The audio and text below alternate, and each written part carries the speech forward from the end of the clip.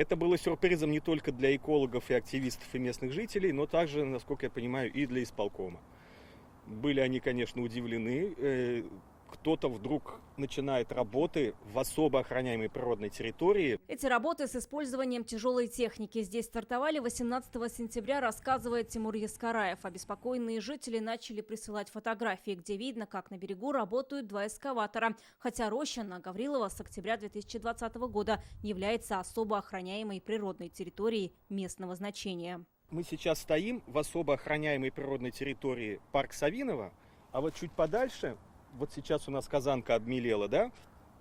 Это уже находится залив Куйбышевского водохранилища. Все, что мы вот здесь видим, это, скажем так, не городская вода, это федеральная вода. Работы ведутся на обмелевшем участке реки. Инициативная группа узнала, техника приехала по заказу организации «Восвод Плюс». Они вчера мне объясняли, что они здесь хотят построить какую-то базу по обучению спасения на воде. Они, насколько нам известно, собственно, тут их бригадир об этом говорил, прогонял здесь местных активистов сначала, сказал, что здесь все выкуплено, дословно. Скорее всего, они выиграли торги у федерального Волжского управления, ну так наверняка и есть. Ну, пока у нас нет на руках документов, я об этом говорить не могу, но они фактически сами в этом признались. Оказывается, они имеют право работать только с воды.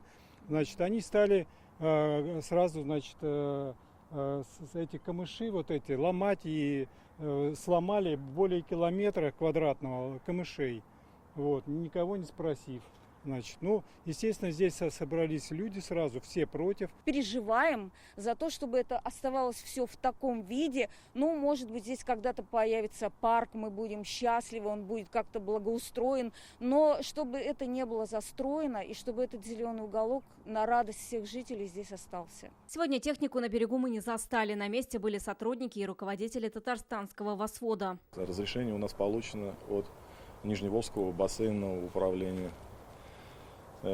Разрешение дается на строительство гидротехнического сооружения берегоукрепительной стенки, которое улучшит данный берег и позволит людям подойти к берегу, воспользоваться им.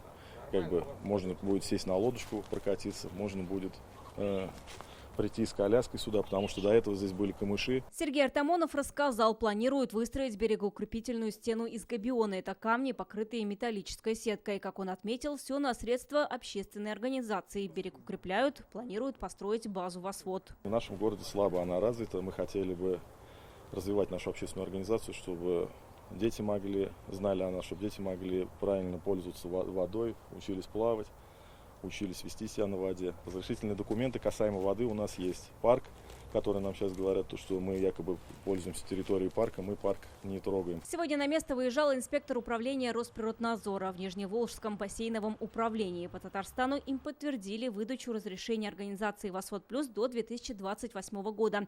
Оно распространяется только на акваторию Казанки. Росприроднадзор проверит, не допущены ли нарушения. Будем смотреть, накладываются ли они на береговую полосу, то есть чтобы было понимание, где конкретно проводятся работы в соответствии с представленными разрешительными документами или нет. Если они выходят за границы, которые им установлены, то это уже нарушение условий. Результаты будут готовы в течение недели. Свою проверку ведет и исполком Казани. В Комитете внешнего благоустройства выяснили, что на особо охраняемой природной территории незаконно вырублены зеленые насаждения. По результатам выезда и проверки мы определили, что незаконно было вырублено зеленых насаждений на площади 3000 квадратных метров. Ущерб был причинен более 2 миллионов рублей.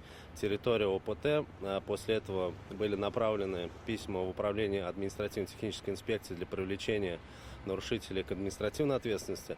Также подготовлено обращение в адрес природоохранной прокуратуры для последующих процессуальных действий. Природоохранная прокуратура также проведет проверку, а исполком сейчас готовит исковое заявление об отмене водопользования. Говорит ли это о том, что разрешение изначально было незаконным, или злую шутку сыграло резкое обмеление рек и то, что этим воспользовались? Законность проводимых работ выяснится после завершения проверок ответственных органов. Вероника Гайнудинова, Адель Миндубаев, Алмаз Зиадинов, ТНВ, Казань.